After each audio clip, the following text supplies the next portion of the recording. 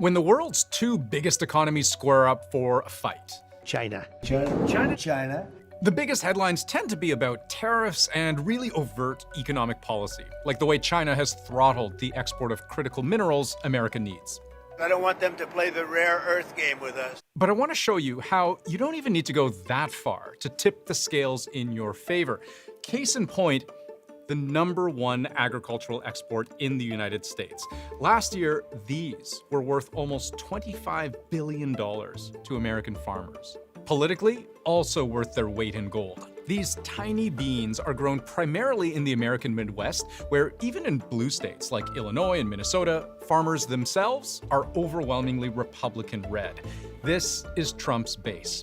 And all these beans, China buys most of them. China is the largest importer of soybeans in the world. So what happens when China goes from buying millions of metric tons of product down to buying zero? The simple answer is there is no substitute for the Chinese market.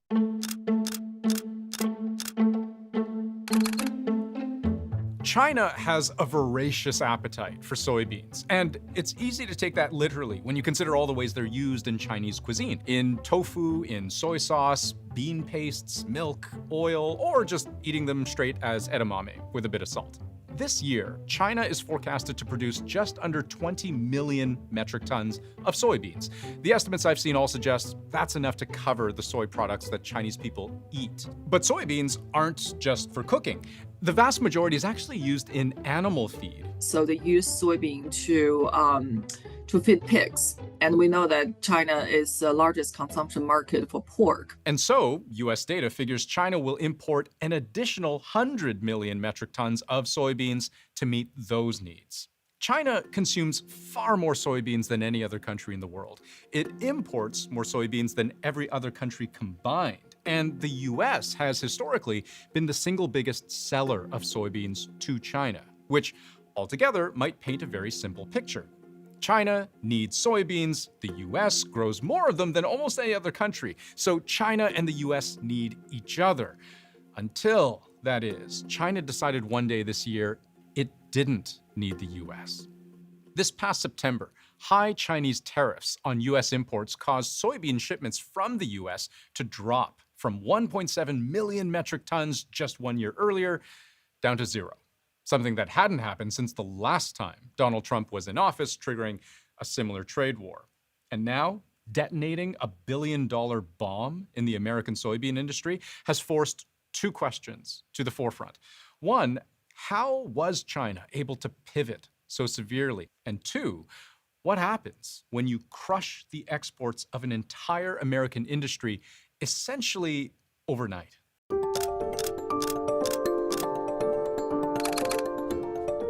You might have caught it earlier when I said the US grows more soybeans than almost any other country. The other soybeans superpower is Brazil. Because the thing to remember is that with field crops, you generally need warm weather, which arrives in different parts of the world at different times of year. So you get this sort of seasonal rhythm where in the US, soybean planting starts in the spring, maybe in May, they grow in the summer, and harvest closer to fall. But in the southern hemisphere, the seasons are inverted. The Washington Post has put together a really great chart based on Chinese customs data showing this exact ebb and flow, how Chinese soybean imports alternate between the two countries roughly every 6 months. Brazil and the United States sort of make a perfect sine and cosine in sort of like the sales period. So in a perfect world, we and the Brazilians would both be selling to the PRC. Except here's the last China-US trade war, and ever since Brazil began solidifying its position, long-term, it's only been gaining Chinese market share. The market has not come back after 2018, right? We've bounced back a bit to some degree, but we still lost a lot of ground to Brazil. I expect that to happen again. And this right here is what has American farmers so worried today, where normally the pendulum would have already started swinging back their way. Instead, in September, Chinese companies didn't buy a single American soybean. Trade traffic literally dropped to zero. And October wasn't looking much better. Brazil, not the US, tapping into Chinese markets at record-setting levels for this time of year. US farmers have lost out on more than $4 billion worth of exports to China.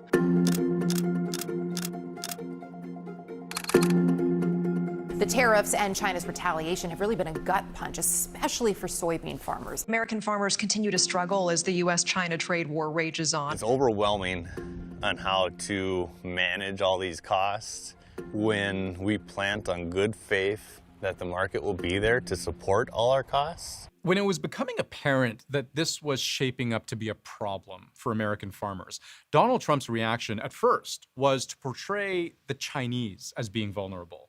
In August, China is worried about its shortage of soybeans. Our great farmers produce the most robust soybeans. I hope China will quickly quadruple its soybean orders.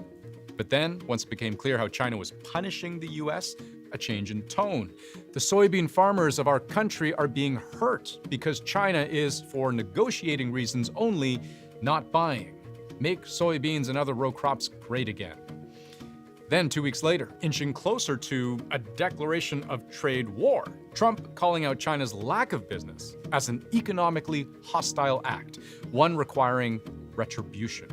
A tale as old as time, which is if you want to put political pressure on a society that has anything close to a democratic system of government, putting pressure on farmers is a pretty good way to do it. Farmers are a bit unique in the sense that their product has a shelf life. Soybeans aren't bad for this. Soybeans are slightly more storable than some agricultural products, but basically if we don't sell those soybeans by January or February at the latest, that's it. We'll lose an entire harvest. And that's a very scary, very real prospect because in the meantime, China is a hard customer to replace. And without them, there are fewer buyers, weaker prices, and bad bottom lines. This is going to mean delays in capital expenditures. This means less hiring. This means more foreclosures and bankruptcies, all of which, the economy that is, not in huge trouble, but is teetering on the brink of recession. These are all things that are incredibly unhelpful. When farmers are profitable, we spend our money on new equipment, which turns around and helps our economy. To do that, though, we need profitability, we need certainty. And as I made mention of at the start, this is also incredibly unhelpful politically. Illinois is the top grower of soybeans in the U.S. We think of it as a blue state. It voted for Kamala Harris in 2024. But break it down on a county level, and you can see how when you stray from the most populous urban centers, farm country is almost all Republican red. Then, overlay this NASA satellite photo of what they call the field of soy dreams, a kind of sky-high view of the country's largest soybean harvest, and a political picture begins to emerge, right? You can sort of micro-target particular areas in a country that you care about. Then let's multiply that out across every soybean producer in the country. It's mostly red states. If you are trying to put pressure on Republicans, soybeans or other agricultural goods that come from Nebraska, Iowa, and other states like that, that's a good way to do it. China's an expert at this, actually. They are very well practiced in weaponizing or using the leverage of access to the market as a political tool. Now, there's reason to think both countries are willing and able to bring things back from the brink. Donald Trump declaring the meeting a resounding success. He's pledging to cut tariffs. In return, China will buy soybeans again from the US. Tremendous amounts of the soybeans and other farm products are going to be purchased immediately, starting immediately. I put a 20% tariff on China because of the fentanyl coming in, which is a big tariff. And based on his statements today, I reduced it by 10%, so it's 10% instead of 20%, effective immediately. But the bigger picture is still just one giant haze. This is not the end of the trade war, and this is I would say, a temporary solution to the pressure and the stress both sides are facing. So we seem to have so far avoided the worst case scenario. But in clawing back from that worst case scenario, we haven't really resolved any underlying issues, right? Which is about what do we think from a national security standpoint, what are we okay selling to each other and buying from each other, especially in things like, okay, again, we can say, look, certain AI chips we don't want to sell for strategic reasons. We're talking about soybeans, right? Like if we can't trade soybeans, what can we trade? And that is a question that continues to have no clear answer.